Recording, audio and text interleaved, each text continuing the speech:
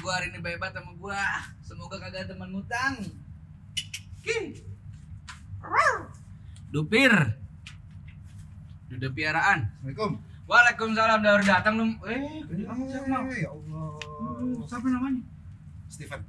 Sama sih juga Stephen. Steven juga. Heeh. Lu belakangnya Yanto. Yanto buka belakangnya. Ciao. Wow. Coba. Pasti nggak tahu. Halo. Siapa? Kungfu. Oh, Shuffle anjas. kok Safa? Ya kan kalau ngomong hustle ntar copyright. Oh iya benar. Bentar. Iya. Siapa namanya, Pak? Angga. Oh, Pak. Enggak. Dari mana rapi benar? Dari Kampung Akuarium. Oh, ikannya banyak. Lumayan lah. Kampung Akuarium buatan Panis bukan sih? Iya dulu waktu Pak Anies di Jakarta beliau ngebangunin itu buat warga yang di dusun. Oh, berarti benar. Ya bener lah. Ya kan dikira Masa bohong? kan jauh dari mari, makanya kan gua mah cuma ngeliat doang gitu, disangkanya. Karena kan banyak yang ngeberitain yang tidak-tidak, jadi ya karena lu memang langsung tinggal di situ ya makanya gunanya. Kagak tinggal. Dari di situ. Iya tadi dari sana. Ngapain di sana? Kan habis dapat penghargaan dari Asia Pasifik. Masa sih? Wih, keren nih. Ya, Kapan angkringan gue dapat penghargaan ya? Angkringan terbaik di dunia. nanti kalau menang. Amin aja dulu. Amin aja dulu. Amin. Masuk lu. Ngapa nggak dari kemarin dari kemarin-mari? Gua baru lihat. Akhirnya lu sepi banget. Ya elah, kalau rame mah dangdutan namanya bukan angkringan. Nggak dapat lagi.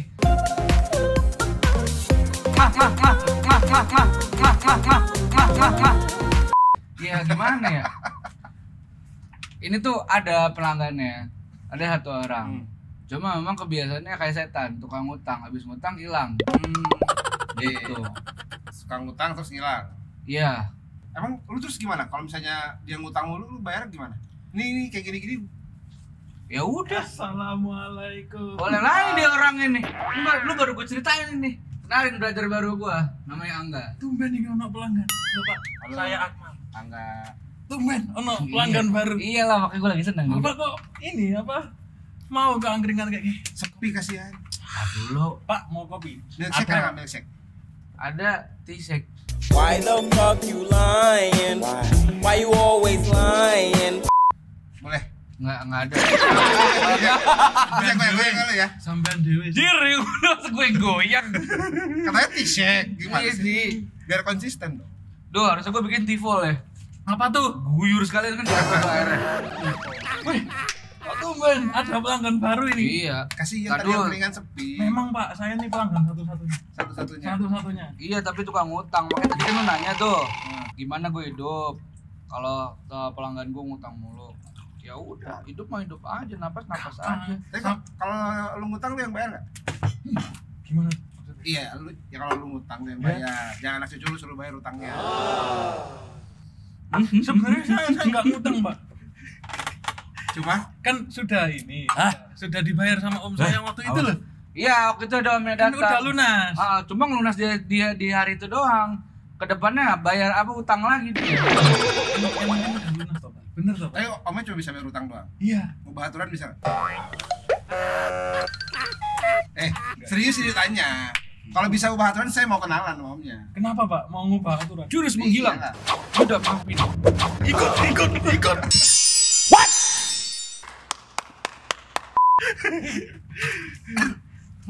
Pak siapa tadi Pak Angga? Angga. Oke. Bentar, dia nanya belum gue jawab, lu udah menjawab aja. Tadi kan lu nanya nih, makan gue dari mana? Kalau di ngutang mulu, amin aja dulu. Maksud gue yakin, kalau biasa gue masih bisa makan. Karena selama ini anak istri gue nggak merasa kelaparan, alhamdulillah selalu tercukupkan. Nggak ngerasain apa nggak kelaparan? Nggak kelaparan.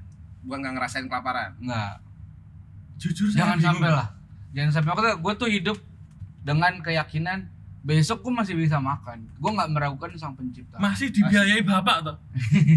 Ada sih Ini disponsori Bapak terus Pak? jualan ayam. Lah biarin privilege. Iya sih. Tapi kok bisa paling disponsori bapak nggak jual martabak gitu?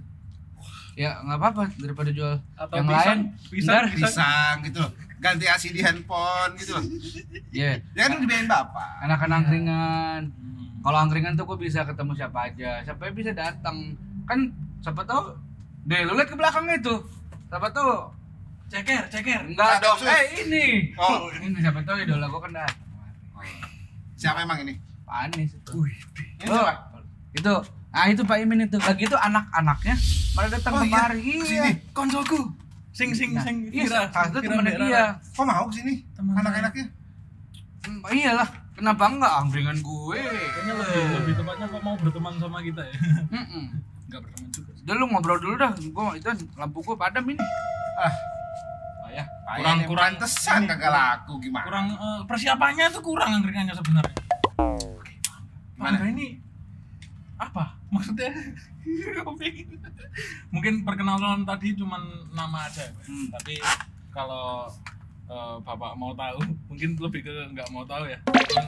Saya ini dari Surabaya ngomong-ngomong. Saya dari Surabaya. Sombong banget. Sombong amat. Enggak. Kenapa ke Jakarta? Nah, Gak ada lapangan pekerjaan di Surabaya. kok tahu? Lihat episode sebelumnya. Anjir lucu lagi. Ya itu. Jadi saya orang Surabaya di Jakarta ini merantau untuk cari pekerjaan. Oh, gitu. Tapi nggak dapat. Di Surabaya nggak dapat, Mm-mm. di Jakarta nggak dapat. Mm-mm. Terus di sini jadi beban dong. Ya di sini nemenin teman saya ini. Oh, Ya. bebannya dia ya berarti. Enggak, Yo. dia merasa Beban terbang. gue itu. Kadang itu saya Set juga deh. bantu buka angkringan. juga. Kagak lu bantu buka, gua kagak belum datang udah dibuka sendiri sama dia. Inisiatifnya tinggi banget, set deh. Masa sore jam 5 masih belum buka, Pak? Kan Ya nggak apa-apa lah. Semua tuh udah ada regulasinya. apa Ya ya kan om dia bisa ngubah regulasi gimana? Wah, siap. Bener.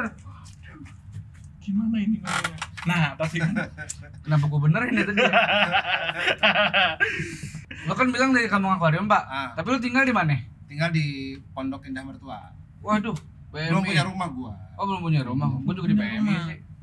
PMI. Apa tuh? Pondok Mama Indah. Gua masih disupport sama orang tua gua. Oh, sama. Kalian berdua sama. Hmm. Belum punya tempat tinggal. Belum. Susah, Pak. Lalu Ngekos. lu Apa? kosan lu lagi naik harganya. Wah, kok tahu? Ya tahu lah gua bapak kos lu. Gua naikin. Loh, ternyata selama ini Enggak tahu kan lu? enggak Iyalah. baca skrip kan taunya. Iya. Kok tiba-tiba gini? Mood lu gampang berubah juga ya. Iya, Moody saya. Moody Ah, Woodpecker. Wow. Ya, itulah. Saya tuh ngekos di sini. Belum punya pekerjaan tapi kosan saya tuh tiba-tiba naik, Pak. Tiba-tiba Tiba-tiba, Pak. dikasih tahu nggak sama yang punya kosan? Dikasih tahu, cuman karena pembayaran saya ini setiap tanggal 23 Biasanya 25. 26. Gua sih maunya 28 aja 27. deh. Ini kenapa tawar-tawar Nah, tanggal? nggak tahu.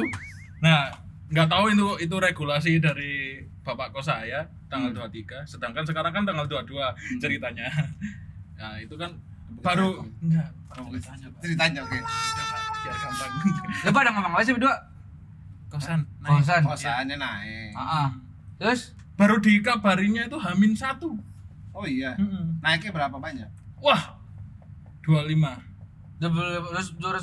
Iya. Naik tiba-tiba naiknya itu gede tapi ngabarinya Dadakan. spontan. Oh.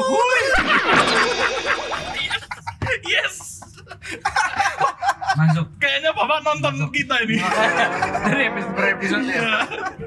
Itu, Pak. Tapi emang bener loh, Pak. Jadi kan kosan ya, rumah tuh makin mahal. Kayak gue nih, kan anak gue tuh pada udah mulai beranjak dewasa. Berapa tahun emang? Yang pertama mau masuk kuliah, yang kedua mau Udah masuk apa tuh SMA. jadi bapak ya?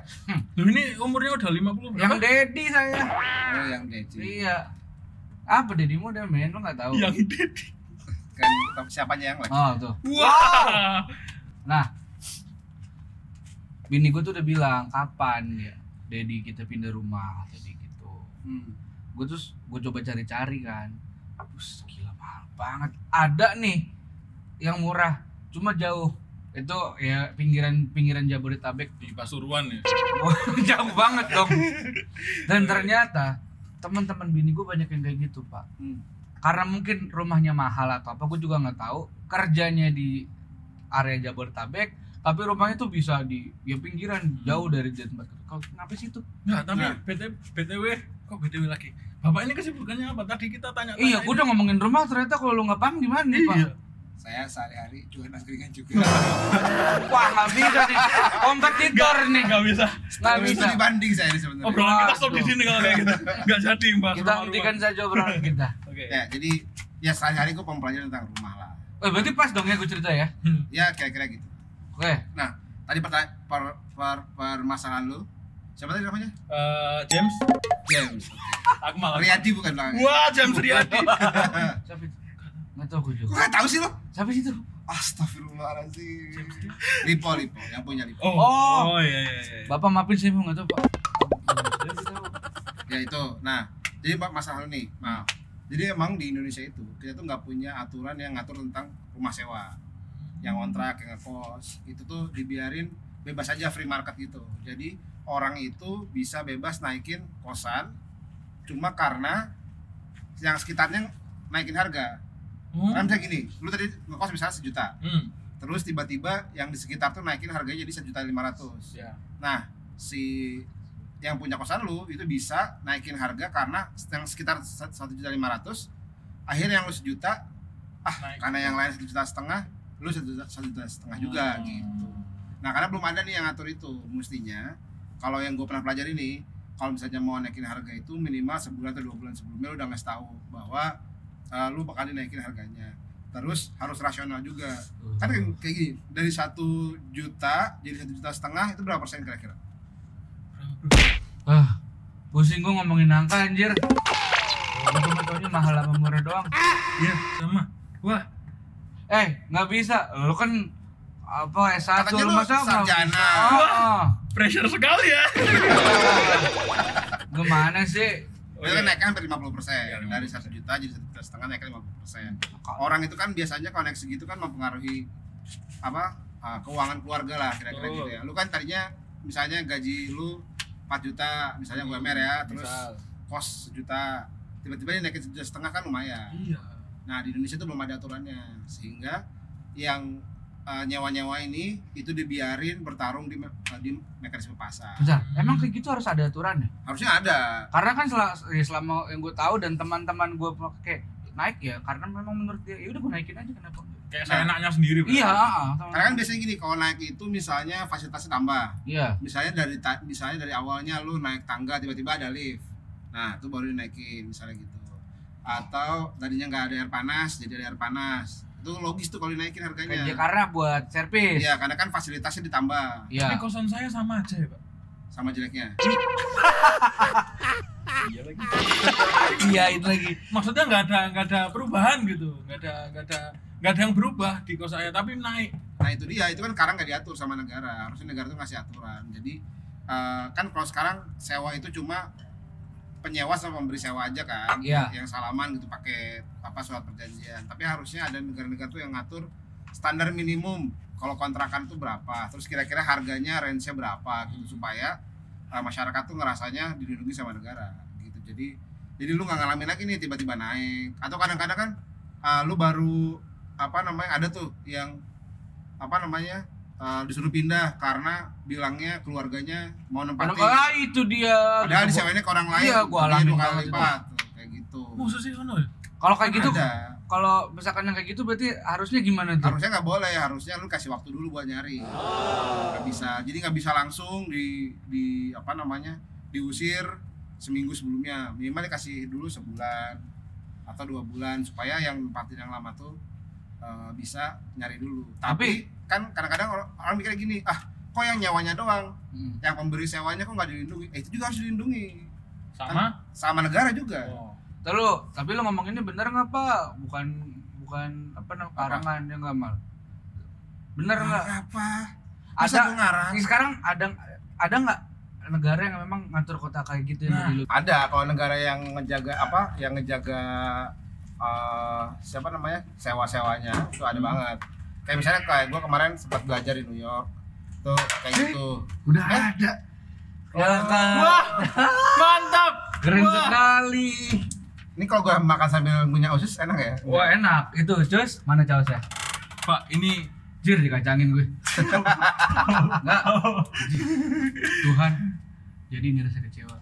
Ya udah ya itu pokoknya kasih backsound yang sedih. No, God! Tuhan. Jadi ini rasa kecewa.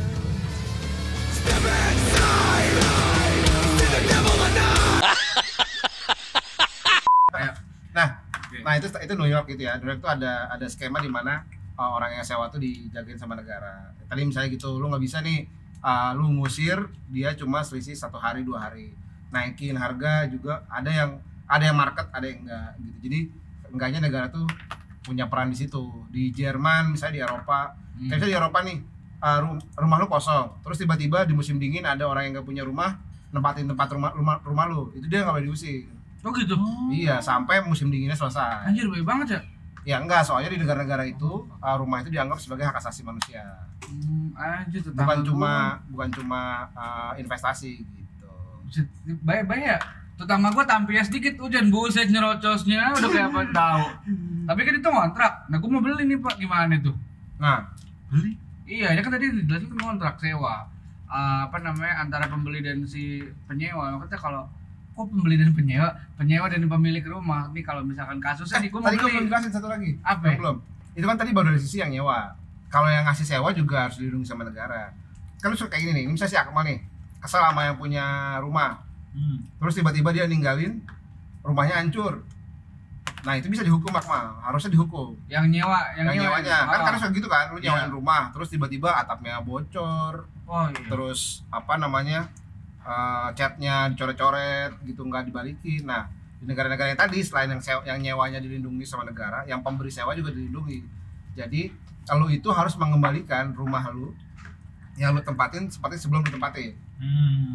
Win-win solutionnya ya. Iya gitu. Jadi nggak boleh nih lu tadinya rumahnya lu bongkar-bongkar gitu, begitu lu cabut bongkarannya nggak lu hancurin, nggak lu balikin seperti semula. Nah kalau di negara-negara yang itu kayak gitu, itu yang ngasih sewa juga dilindungi sama negara. Jadi dua-duanya dapat manfaat dari negara yang ngatur, Iya. kira-kira gitu. Untung kedua belah pihak lah ya. Yang penting itu ada Nggak- apa ya, patokannya gitu. Iya, nggak berat sebelah. Iya, dua-duanya dikasih. Ada tolak ukur. Berarti bener ada tuh, ada New York tuh begitu tuh ya. Di New York, di Eropa banyak ada kok. Ada kayak gitu. Gue ntar sore mau ke sono. Ya, gue mau ngeliat aja. Kalau ada yang bagus gue mau ngontrak situ. Luar biasa. Iya, cita-cita gue tuh pengen jadi ketua RT di New York. Asik. Sekarang gue mau kayak gitu.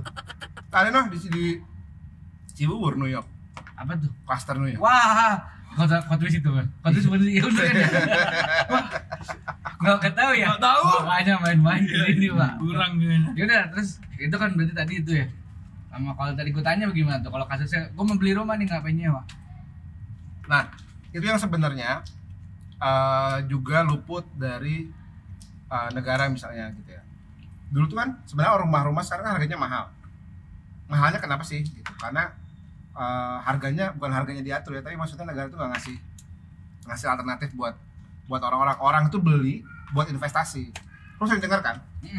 Gue mau beli rumah nih, beli sekarang 750 juta. Nanti kalau gue tunggu sampai setahun 2 tahun nanti harganya naik jadi 800-900 juta. Nah sebenarnya kalau untuk rumah pertama tuh nggak boleh kayak gitu. Rumah pertama nggak boleh kayak gitu. Nah iya, soalnya supaya orang tuh bisa akses rumahnya gitu. Kalau gue pernah baca, jadi cara orang gini, dia bangun rumah, nggak beli sih ya dari tanah, terus dibangun rumah. Begitu rumahnya udah jadi, dia milih kontrak, rumah disewain. Kalau kayak gitu tuh berarti apa tuh? Sama aja sebenarnya, itu juga investasi, tapi harganya masuk akal nggak? Harganya ngotak nggak? Nah kalau itu nggak tahu sih, cuma Otak nggak? caranya dia tuh buat dapat passive income katanya kayak gitu. Nah sebenarnya juga yang nggak ada di Indonesia itu sebenarnya harga rata-rata rumah itu berapa sih sebenarnya di satu daerah? Kayak misalnya gini, harga di Jakarta nih, Iya. harganya 5 miliar gitu. Terus lu bisa ngide nih, lu bikin rumah di Garut.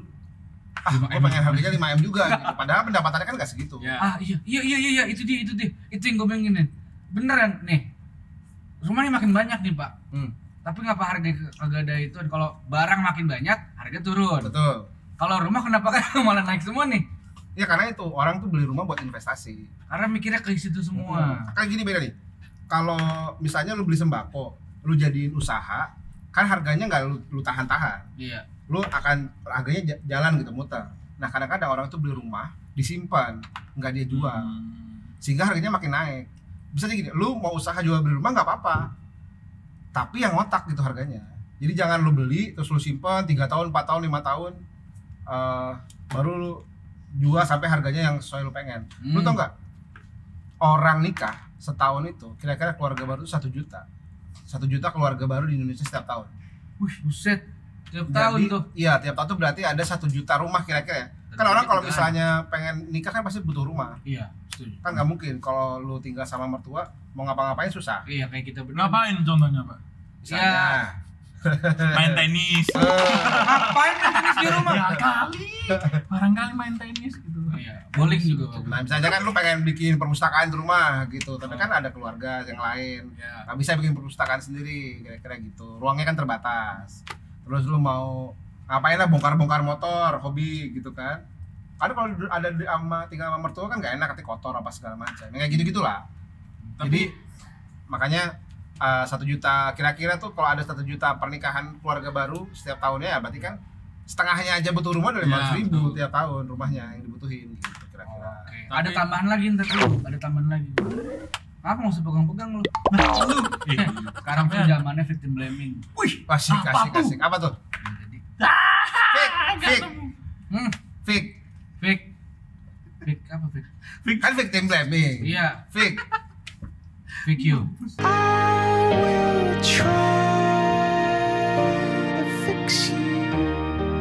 Aku fake. Iya, Coldplay kan habis Oh, konser. iya. Tim. Tim. Timbang aku itu susah. Kalau nggak disiapin gini ya, nggak disiapin gini. Fake. Pikirnya sendiri. Oh iya. Tim, timbang aku itu sama. Terus?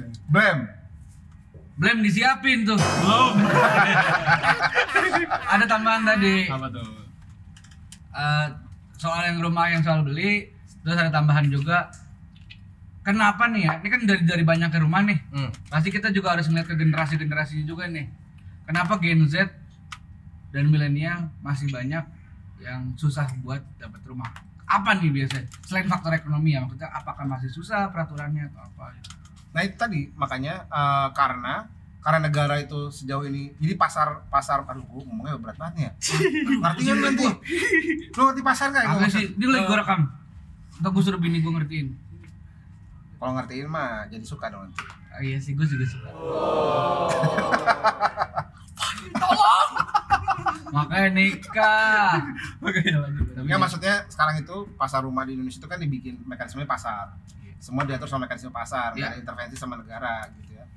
Makanya harga naik, semua naik gitu. Jadi harga rumah tuh naik terus, sedangkan penghasilannya anak-anak muda sekarang gitu ya, Gen Z sampai umur 30 tahun tuh nggak naik-naik juga gitu. Sehingga akhirnya mereka nggak bisa beli pada akhirnya. Belum lagi KPR-nya mahal, lu harus ke DP-nya mahal, nabungnya susah. Ditambah lagi ada faktor eksternalnya tuh. Apa tuh? Dituntut emang wajib punya rumah sebelum merit. Wah itu yang Lu enggak? bakal. Kan gue punya privilege, bapakku juragan ayam dan santai, chill man. Asik. I don't have home but I have a lot chicken. Artinya Amin aja dulu. Besok gue bisa showcase bareng-bareng. nah gitu kira-kira. Jadi karena harganya nggak diatur, maksudnya nggak, negara nggak ikut campur itu, jadi harganya naik terus. Belum lagi orang yang investasi di rumah. Oh jadi ngikutinnya tren, karena nggak ada regulasi Ya, tetapnya. latah. Iya. Wih lagi naik nih, udah gue naik Ikutan. juga. Padahal kan misalnya gini, kalau lu baru punya rumah pertama harus lu dapat kemudahan dari negara. Iya. Bukan berarti nggak ada, sekarang udah ada namanya FLPP dan segala macamnya. Tapi karena harganya itu tinggi, murah banget, sedangkan di rumah itu harganya, di Jakarta itu harganya nggak semahal itu, nggak bisa lah akses itu. Makanya banyak orang yang rumahnya makin ke pinggir, di Jonggol, di Maja. Nah itu iya tuh. Berarti gara-garanya itu, gara-gara nggak ada ituan, makanya rumahnya pada jauh-jauh, apa kerjanya di mana tahu tuh. Betul. Jadi karena rumahnya pada mahal-mahal di tengah kota, sehingga orang tinggalnya di pinggir kota, namanya suburbanisasi, namanya urban sprawling. Jadi kan itu kan sekarang gini, ketika misalnya orang rumah di Jonggol, nggak ada transportasi publik, dia ke Jakarta harus pakai apa? Motor, pakai Pribadi, mobil gitu kan, pakai kendaraan pribadi. Itu bikin polusi, macet. Nah, segala ini macemnya. yang gua agak sebel juga nih Pak, karena ini terjadi di rumah gua. Transportasi publik ada. Ya alhamdulillah memang dekat. Tol ada. Rumah lu di mana emang? Tit. Ada jalan tol. Ya orang seneng dong deket tol. Ekspektasinya gua berangkat balik gampang nih. Cuma yang gue sebalkan adalah dia nggak melihat ya semua orang itu menggunakan tol. Jadi ada tolnya iya, cuma masuk sama keluar tol yang nggak dipikir sempit banget Pak jalannya. Iya, macet kan jadinya. Iya, nah kalau kayak gitu berarti apa ini yang harus dilakukan? Nah makanya dulu Pak Anies Baswedan promosi dong gue ya, nggak apa-apa ya.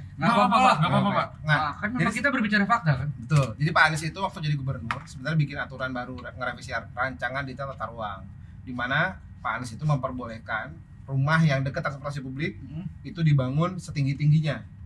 Jadi misalnya gini, lu Pak Haji nih, mertua lu Pak Haji. Iya, terus. Iya, lu pengen bikin. Sorban. JJ, boleh. Jangan. Lu pengen rumah lu dekat sama stasiun MRT. Iya. Lu pengen bikin 4 lantai. Kalau dulu tuh nggak boleh, harus developer yang bikin.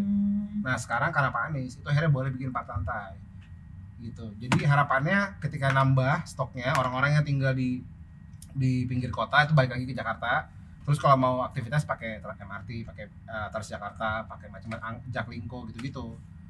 Jadi tapi nggak mungkin langsung selesai sekarang, tapi paling nggak sudah dimulai dulu lah. Belum Dan lagi kan memang ada Anies, solusinya ya. Ini nih kayak gitu. iya kan kalau lu pernah keluar negeri belum? Yes, I do. Kemana? Kenapa gue ngarang belum? Nggak, maksudnya kan kalau lu keluar negeri kan lu sekalian kan ada bangunan 4 lantai itu yang kayak ruko-ruko. Iya. Itu kan isinya rumah-rumah. Di story temen gue sih begitu semua. Dekat transportasi publik, lu dari situ jalan kaki ke MRT, dari MRT terus lu ke kantor jalan kaki lagi. Wah, itu Kayak gitu kan jadi enak, lu nggak perlu Iya, punya enak. mobil, Iya. lu nggak perlu punya motor, kemana-mana naik kendaraan umum enak gitu. Karena lu tinggal di dekat pusat kegiatan. Nah harapannya Jakarta 5-10 tahun ke depan itu bakal banyak orang yang bangun hunian lebih tinggi 4 lantai, 8 lantai itu di dekat transportasi publik karena udah dimudahin sama Pak Anies. Tapi ini Pak, kalau ngomongin hunian ya, Ya. pasti kan kita juga nggak luput dari transportasi nih. Masalahnya banyak dari orang nggak pakai transportasi publik, tapi banyak juga orang pakai transportasi publik cuma ngerasa armada itu kurang Mbak. Itu gimana itu? Nah itu kan makanya rumah itu sebenarnya nggak cuma rumah itu buat negara, itu juga dia ngatur air bersih, dia berpengaruh sama air bersih, dia berpengaruh sama air limbah, dia berpengaruh sama listrik, akses internet, transportasi publik gitu-gitu. Kayak misalnya gini, lu ngebangun rumah 8 lantai, Iya. kan lu tinggal nyolok 1 pipa buat air bersih, tinggal nyolok 1 pipa buat air limbah. Iya. Dibanding kalau misalnya ada 8 rumah yang Jadi 8 tapak gitu, pipa. lu harus nyolok sendiri-sendiri. 8 pipa kan kayak kira-kira gitu. Nah makanya rumah itu sebenarnya elemen yang penting buat negara. Jadi nggak boleh semuanya dikuasai sama pasar. Misalnya gini, di New York itu yang dari daerah yang paling kapitalis kan di Amerika Serikat kira-kira gitu. Rumah yang diintervensi sama negara dalam tanda kutip itu ada sekitar 51%. Kemarin itu masih ada 51%. Jadi hampir setengahnya lebih itu diatur sama negara lah kira-kira gitu. Baru 40%-nya dilepasin ke pasar. Tadi market mechanism suruh bergerak lah gitu. Di Indonesia itu 100% dilepas ke pasar. Ada beberapa yang diintervensi sama tapi mungkin jumlahnya kecil banget. Enggak ini ya lah ya, belum merata lah ya kalau. Iya, kan paling kalau di Jakarta nih yang diintervensi sama Pak Anies kemarin bangun kampung akuarium, kampung Bukit Duri, terus kampung Kun itu kan dibangunin sama negara. Ya harapannya itu jadi contoh bahwa negara bisa kerjasama sama warga buat bangun huniannya kira-kira gitu. Tapi maaf nih, kalau tadi yang dibangun sama Pak Anies nih kampung akuarium, kampung Duren dan lain-lainnya. Kampung Duren. Tadi lu bilang apa? Kampung Kunir. Kunir Kampung Duren gimana kampung Duren? Gue dari mana? Gue dengernya Duren anjir. Lapar ya? Ini angkringan ini. Iya makanya. Boleh gue ambil ya? Boleh. Kan lu yang jualan. Gimana sih lu? Iya kampung. Tadi lah hunian yang dibangun sama Pak Anies. Kan berapa lantai itu tinggi? Itu dekat nggak tuh dari ituan? Transportasi umum. Iya. Kalau yang kampung-kampung itu nggak semuanya dekat. Kalau Kunir dekat sama stasiun kota dekat. Kampung Akuarium juga dekat sama Transjakarta di Museum Bahari kalau nggak salah ya namanya. Di situ kalau yang Kunir juga ada layanan Transjakarta ke dekat situ. Gitu. Jadi memang diusahakan ke daerah-daerah yang ada transportasi publiknya. Oh iya. Berarti Nah, memang tadi- sudah dipikirkan ya? Udah, dan tadi makanya selain itu juga kan dia ngeluarin aturan itu kan. Jadi kalau lu dekat stasiun MRT, lu punya duit gitu, lu bisa bikin 8 lantai. Lu bayangin kalau misalnya mertua lu punya 10 petak, terus 10 petak luasnya 500 meter persegi kira-kira gitu ya. Terus dibangunin 8 lantai itu bisa jadi 100 unit lah, 50 sampai 100 unit. Jadi makin tajir mertua Dari lu. mana tapi gue bikin? Dari bapak. Bapak, aduh, berapa ayam harus gua potong buat bikin begituan? Loh, ada KPR untuk semua.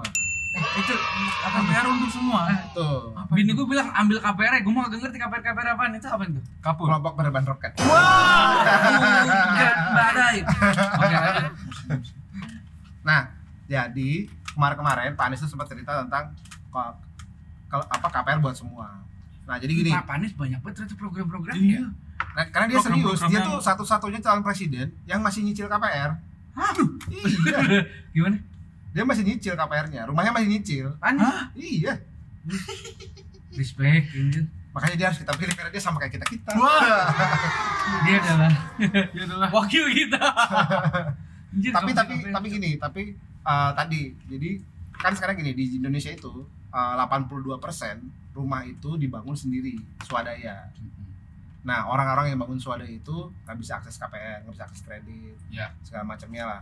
Nah, yang bisa akses kredit itu cuma lewat developer, di mana developer kontribusinya cuma 4%, 4%-an sekian lah, kira-kira gitu. Makanya nggak semuanya bisa akses KPR. Nah, Pak Anies itu pengen orang yang pengen bangun rumah sendiri juga bisa akses KPR, kira-kira gitu. Karena kan KPR kan kalau misalnya KPR itu lebih murah daripada kredit komersil kan. Ngerti nggak lo? Oh, persyaratan, Tahu. persyaratannya banyak banget katanya. Dulu. Emang sekarang? Sekarang dimudahkan. sekarang itu Pak Anies pengennya semua bisa akses, lebih gampang. Jadi kalau misalnya kayak gini nih angkringan nih, lu penghasilan lu bisa angkringan lu 10 juta sehari. 20.000 sih. Itu juga kalau 10 ada juta bintang tamu. sehari. 20.000 itu juga kalau ada bintang tamu.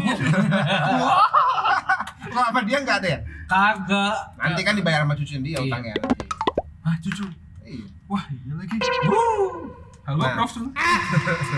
Nah, tadi sampai mana ya? Lupa gua. Sampai ini KPR. apa namanya? Nah, KPR. jadi kan tadi ada 82% orang bangun rumah sendiri. Nah, Pak Anies tuh pengen 85% ini bisa ngerasain fasilitas KPR juga gitu. Nah, tadinya misalnya gini, lu jualan angkringan, kan pendapatannya nggak tentu. Nggak tentu ya. Sehingga pasti kalau nyicil KPR susah atau dipersulit. Bunganya tinggi karena dinilai sama bank risikonya tinggi. Nah, tapi harusnya itu negara tuh ngejamin lu semua gitu. Tapi kenapa itu bunga KPR mahal? Padahal kan kita nyicil kan lama, panjang ya. Nah, itu kan kebijakan bank. Dimana bank itu mikirin keuntungan kan, pasti cari keuntungan. Padahal dia BUMN. Nah, harusnya BUMN Seharusnya. itu jangan orientasinya nyari untung dulu. Kasih pelayanan dulu buat masyarakat. Iya, Baru iya, habis tapi itu benar sih. Nyari untung. Kayak misalnya gini, lu rumah pertama nih. Kalau lu rumah pertama, lu nyicil ke bank BUMN, harusnya bunganya flat 30 tahun sampai beres. Karena bunga rumah pertama. Tapi kalau lu misalnya nyicil rumah kedua, karena itu udah hak asasi lu yang pertama udah terpenuhi misalnya gitu. Iya. Lu nyicil yang kedua. Nah, itu boleh lu dikasih bunga komersil sama bank. Rumah pertama harusnya enggak. Harusnya dipermudah. Harusnya dulu ya. dipermudah karena Sama ini- supaya semua orang Ini bisa juga punya sih ya, rumah. kalau misalkan rumah pertama dipermudah kayak gitu, kan gue bisa cerita sama temen gue. Terus temen gue akhirnya rumah pertama nyicil lagi, kayak gitu terus gitu tanpa. Lo ngerti gak sih gue ngomong apa? Enggak. Gini. Kalau lo mikirin keuntungan dulu, Keuntungan. Nah, keuntungan beda lagi. kalau mikirin keuntungan dulu, kan nggak semua orang, ya balik nggak semua orang bisa KPR nih kan, karena tadi kan gue masih mikirnya tuh KPR itu susah.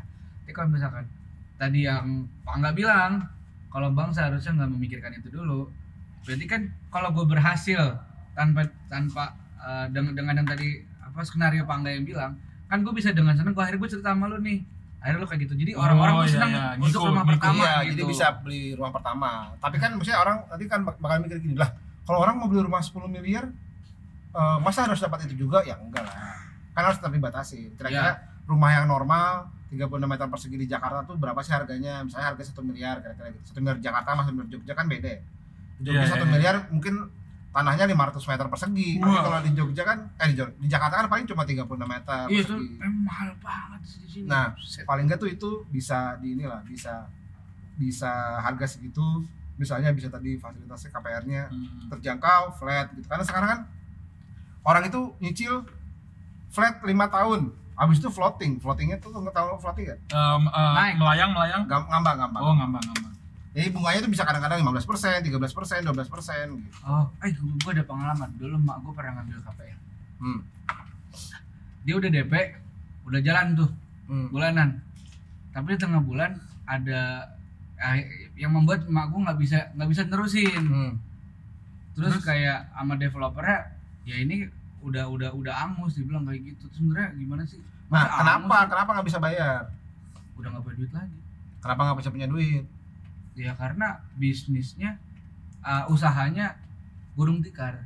Nah, yang kayak gitu-gitu harusnya paling tidak negara tuh ngasih garansi selama alasannya masuk di akal ya. Kecuali ini, lu nggak bisa bayar gara-gara lu main judi online. Wah, Itu mah mati aja lu. Kalau yang kayak gitu-gitu kan itu udah nggak masuk di akal gitu ya. Kalau misalnya tiba-tiba lu sakit, negara tuh harusnya nge-cover paling tidak sampai misalnya dia bisa cari uang lagi. Itulah mekanisme yang harusnya dipikirin sama negara. Kan dia udah dibayar sama kita pakai pajak. Masa yang kayak gitu-gitu nggak dipikirin? Iya, gue bayar pajak selama, jadi gue punya hak untuk katanya pendapatan cuma 20.000. Iya, maksudnya kan ini kan gue pasrah, gue yakin gue akan dikasih sama Tuhan. So kalau hak kan gue udah bayar pajak, masa gue nggak boleh minta fasilitas yang harus gue dapetin sih? Nah, iya kayak gitu, maksudnya hal-hal itu kan harus dipikirin sama negara. Nah, sekarang alhamdulillahnya Pak Anies tuh udah mikirin itu. Paling enggak tuh dia udah mikirin, iya anak-anak muda nih sekarang kan gini ya, orang itu mau ngomongin milenial kan lihatnya wah calon yang seumuran. Tapi kan dia caranya nggak kayak seumuran. Benar sih. Iya kan, kalau anak muda tuh kan hasal berjuang dari bawah ya kan? Iya. Berjuang dari bawah, cari kesempatan, fight gitu. Dari nol. Ini kan karena punya, kayak lu tadi punya paman lu bisa ngebantu. Keringan gua panas. Keringan gua panas. Nah, kayak gitu. Nah, Pak Anies tuh ngerasa masalah rumah tuh masalahnya anak-anak muda semua. Gitu. Jadi dipikirin sama dia, paling enggak rumah itu dia udah bilang kan rumah itu hak asasi, kira-kira gitu. Ya itu mungkin bisa membantu juga anak-anak muda atau Gen Z ya kayak kita, apalagi kayak saya yang belum punya pekerjaan.